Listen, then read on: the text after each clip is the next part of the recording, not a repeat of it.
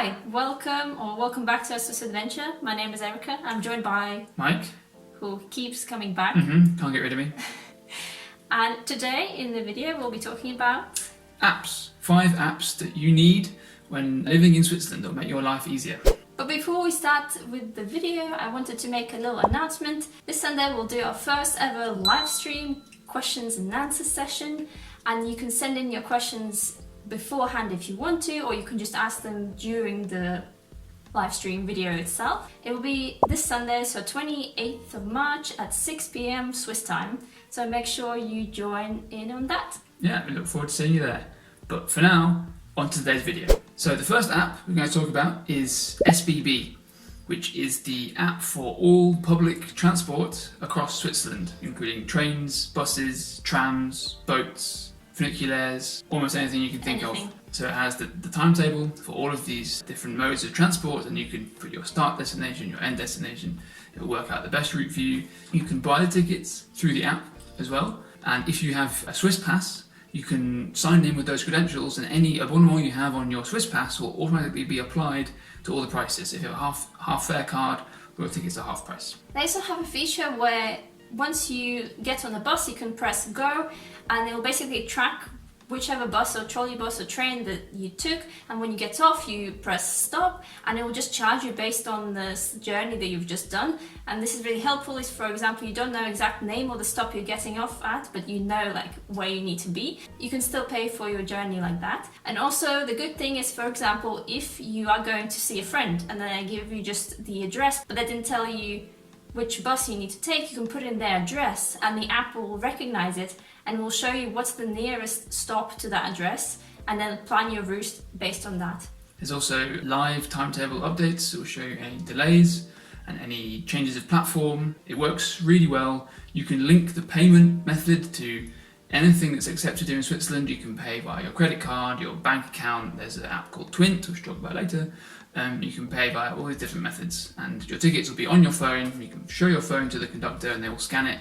And it's much easier than using the ticket machines that you have at the bus stops, because sometimes the payment doesn't work, or the machine doesn't work quite often actually as well. The next app we recommend is the online banking app of whatever bank you use. So we have an account with PostFinance, and they have an associated app with that. But pretty much every bank will have their own app, yeah. And we assume that they will all work on in a similar kind of way. You can log into your account, you can see the balance, you can see all the transactions you've made, you can approve a payment, you can approve a standing order. There's a system called e-billing here in Switzerland where you get sent electronic bills which you can just click approve. Perhaps the most useful feature though is whenever you receive a bill in Switzerland through the post, it comes with this orange slip at the bottom of the letter which contains codes and whatnot, and traditionally you would go to the bank or the post office with this slip and pay it in. But obviously times have moved on now, so rather than going into your online bank and typing in this number, this long 20-digit long code. It's very long. Yeah, you can use the camera on your phone to scan either the code or sometimes the QR code, and it will recognise that. It will fill in all the information you need. You can check it and click approve. And it's super convenient because you can't imagine how many different bills you get sent like that. Pretty much for everything you pay, even if you sign up online, you'll still get a paper bill that you have to pay. It's much easier to use this app. The only thing I have about PostFinance app is that for some unknown reason it doesn't work on my phone, and I couldn't really figure out why. So I went into my bank and I said, look, I have a fairly recent phone, but for some reason this app doesn't work. I can't even find it on the Play Store. And the best advice they could give me is just to get a new phone in Switzerland, to which I said, no thank you, and just walked out. Yeah. But apart from that, the app is great.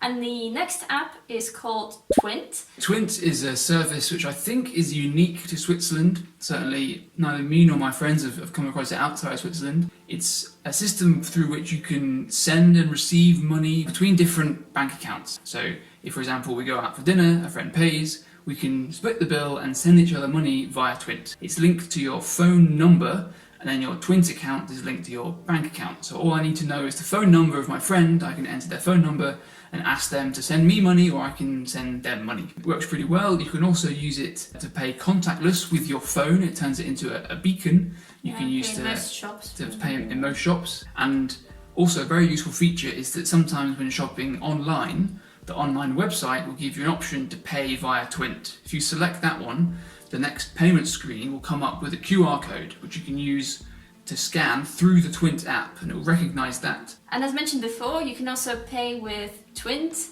within other apps. For example, we have Too Good To Go app here in Switzerland, and it's much easier to use Twint to pay for anything we buy through that. Or for example, in SBB, you can also register it through Twint, so then you'll pay through Twint, and yeah, it just makes life so much easier here. Yeah, definitely. So the next app is the Coop Supercard app.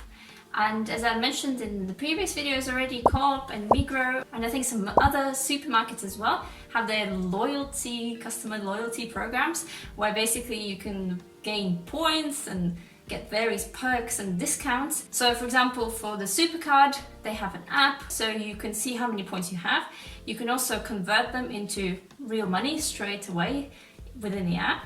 You can also look at all the different vouchers they have on offer at the moment, and they have loads. Honestly, they add new ones every week, and you get either multiplying of the points or discounts to specific things, specific ranges. The good thing about it as well is that Coop is kind of like a umbrella company for many other companies. So for example, Interdiscount is also part of Coop. Coop Vitality is also part of Coop, and many other Coop things are part of this whole loyalty scheme, which means you can get discounts to those as well. Yeah, and also collect points from purchases through those shops. Yeah.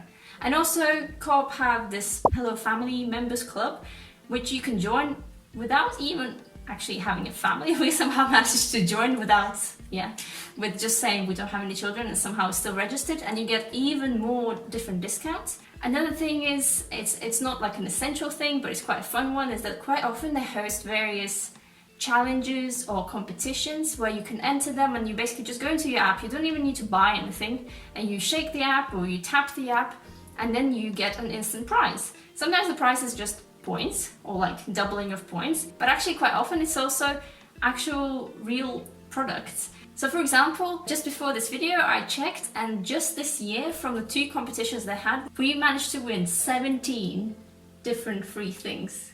Obviously the stuff that you win, you can't control it, so sometimes it's not on your like shopping list, but it's still nice to get, and it also kind of brings you joy, considering in Switzerland all you do, what it feels like, is just spend money. Yeah, not a lot is free in Switzerland, so you take anything free you can get. And the last app we wanted to include here is called Switzerland Mobility, and this app is basically a big map that has all the official routes in Switzerland for... The list is so long I have to look it up.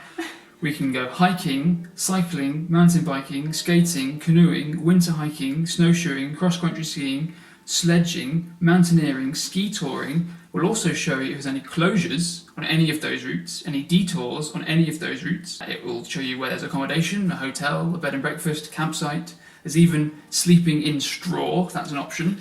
And it will also show you all the public transport stops. So you can see where is the closest bus or train stop to the start or end of any particular walk, bike ride that you want to do.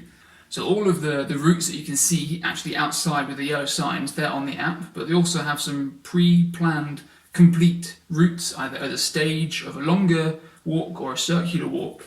And you can select those and you'll see some information about the walk, maybe some interesting history or some information about the geology. It has the photos as well. It will tell you how difficult it is. It will tell you how long it should take you if you just kind of keep walking. And this is very handy. For example, if you're just suddenly somewhere in Switzerland and you're stuck for what to do and you think, oh, I'm just going to go for a walk, and you have your phone with you, you can literally just check for what walks are around you and do one of them.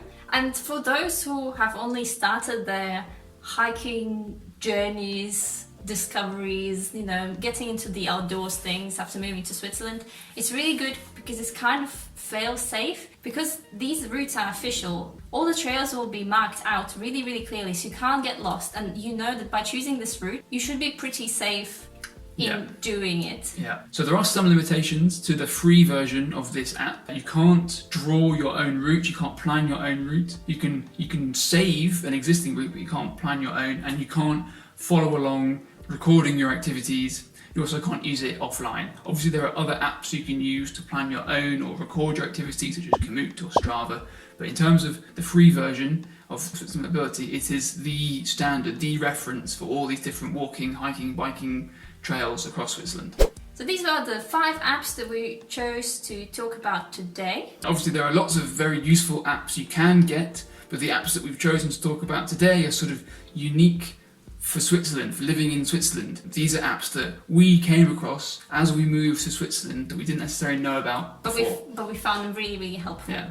And that's why we wanted to share them with you. Thank you very much for watching this video. Hope you enjoyed it. Please let us know if you have any other apps you know about that you use here in Switzerland that we should get as well.